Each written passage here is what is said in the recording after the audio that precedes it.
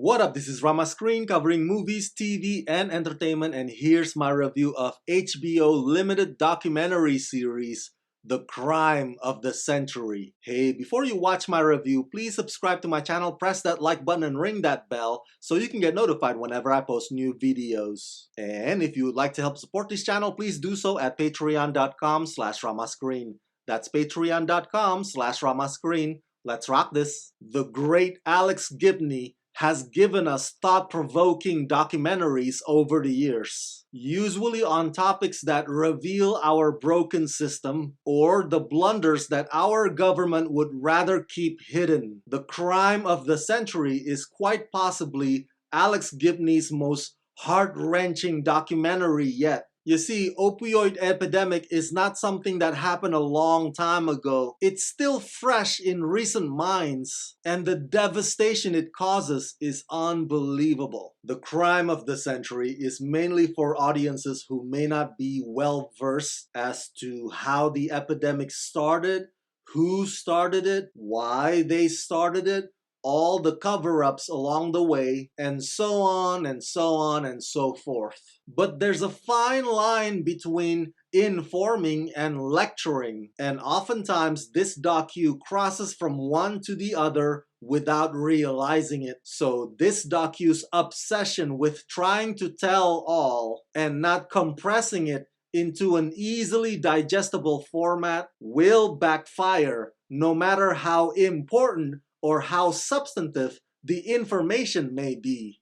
Directed by Emmy and Oscar-winning documentary filmmaker Alex Gibney, The Crime of the Century is a two-part series about a soaring indictment of Big Pharma and the political operatives and government regulations that enable overproduction, reckless distribution, and abuse of synthetic opiates.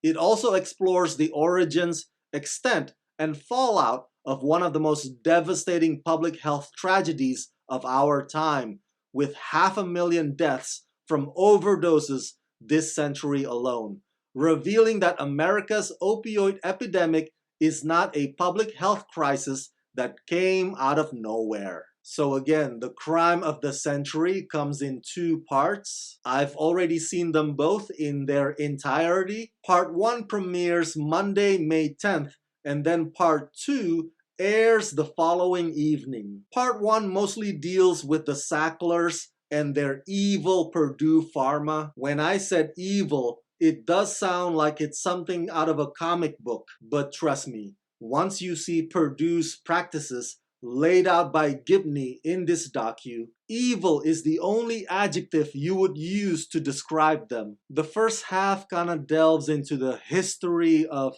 opiates and painkillers from the ancient world to industrial revolution to Purdue pushing OxyContin to the market. It shows you what a tangled web of corruption they've woven by working with FDA and government officials and the powers that be. Purdue manages to manufacture the crisis and then profit from it. All the while, the politicians who are supposed to represent us would blame the users as opposed to the cause of the problem. It's a tale as old as time. They would jail the drug users who need help instead of jailing the suppliers and the manufacturers. Watching the first part alone will infuriate you, but wait till you get a load of Part 2, which dives into fentanyl, how incest brazenly bribed physicians and officials, and even forced their own salesmen to apply unethical conduct, all for the sake of almighty dollar, and at the expense of so many victims. There are many types of villains out there,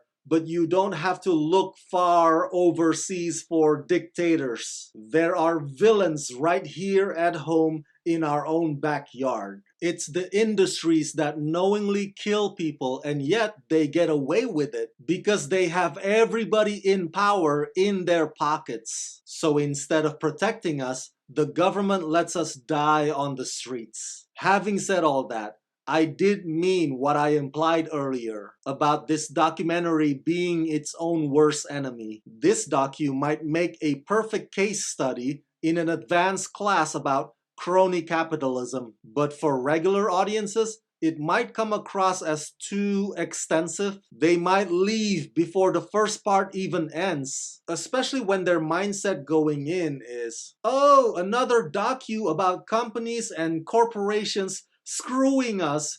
Whoop-de-doo. Tell us something we don't already know. There's plenty of human emotional factors that Alex Gibney also injected into both parts, but at times they are overpowered by the many bullet points that Gibney ambitiously wants to cover. I would still recommend it though if you are willing to sit through 4 hours of it, if not for the reason that all the bad people in the midst of our community and in the halls of Congress need to be called out for their atrocities. And that, above all, is the ultimate purpose of the crime of the century.